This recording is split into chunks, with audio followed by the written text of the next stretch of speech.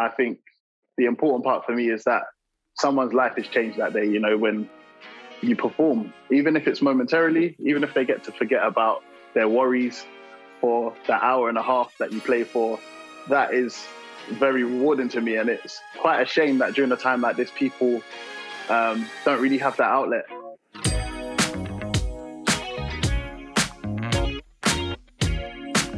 I grew up in a charismatic church, a Pentecostal church, and the band was usually 3 to 4 piece. So you would have drums, bass, guitar, and keys. And as Afa mentioned, it's charismatic. So it was like quite eccentric gospel, if you want to call it that. The church I grew up in particular, you could say the congregation majority was of Caribbean heritage. So a lot of the music stemmed from the Caribbean, but also, was influenced by American gospel as well. A lot of the popular hymns and so on and so forth. Yeah, we played a lot of styles of music growing up in church. And I guess that also contributed to, my growth as a musician. Picking up songs is part and parcel of our career. It's what we have to do, basically.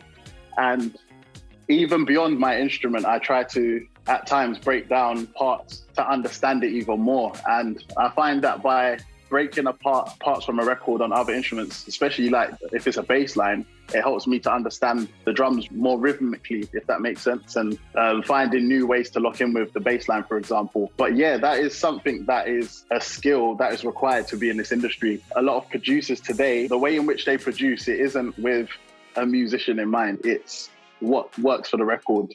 And our job as session musicians is to break down these patterns that are quite unorthodox to make them work for live, which is fun. It's challenging, but it's fun. Some people don't enjoy it, but I absolutely love it. Even if it's the most mundane part, as long as the sonics are right, I enjoy playing it. So that's what matters the most for me. For me, my qualifications for cymbal choices would boil down to how well they sit sonically in a mix.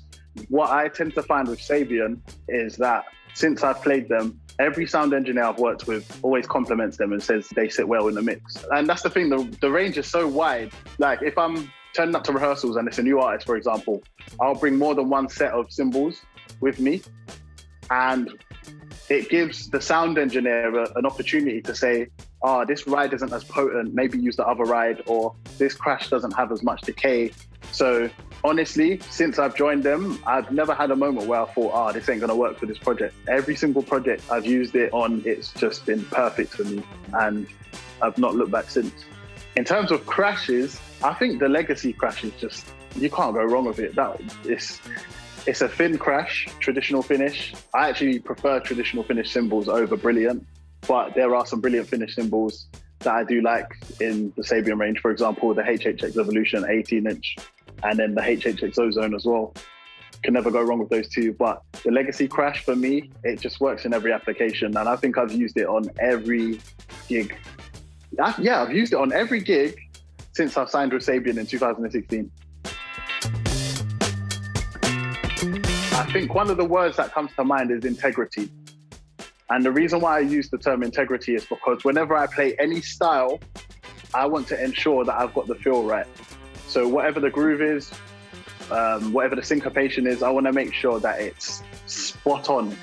And, sometimes I will sit, if I'm learning a song, I will sit and I will just play a section of the song for 10, 20 minutes just to get the feel under my fingers. So yeah, I think that's the best way I would describe my sound. Is integral. So if I'm playing hip hop, it's going to sound like hip hop and the groove is going to be correct. If I'm not a jazzer, but if I was called to play jazz, I can get the swing feel right and I can get it feeling good. One thing that people will say about me is that sonically, I always understand the assignment. If it's, let's say for example, it was a rock sound that was needed, I'm going to have a snare that kills that job in terms of just sitting right in the mix. If it's R&B and I need a high-pitched snare, I'm going to have that. Rule number one, there's no such thing as perfection. The moment anyone decides that they are perfect, they've screwed it for themselves, because there's always room for improvement. There's always something new to learn. So for me, I always try to improve one way or another, whether it's learning a new genre that's like for example, in the UK right now, the hottest genres right now would be like drill and like maybe Afrobeat. I'm of Caribbean heritage, but obviously if we talk about ancestry far back, you know, definitely traces back to Africa. So I've gone out of my way to learn some of that stuff. And, you know, I used to play in African churches as well as the fact that I played in the Caribbean church. And I try to learn music from different parts of the world. I don't just stick to pop, if that makes sense. I try to learn things that are out of my comfort zone when and where possible. Till this day, I still practice like some Latin things just to improve in terms of independence. Those are the kind of things I look into. I look into the things that I might not necessarily apply now. Maybe one day, who knows? I might play for a Latin artist one day in my life. I have no clue. But I understand that genre, there's things about that genre that can help me improve my playing overall. So I try to look for things in different genres that can help my playing overall. That's kind of my mentality and approach.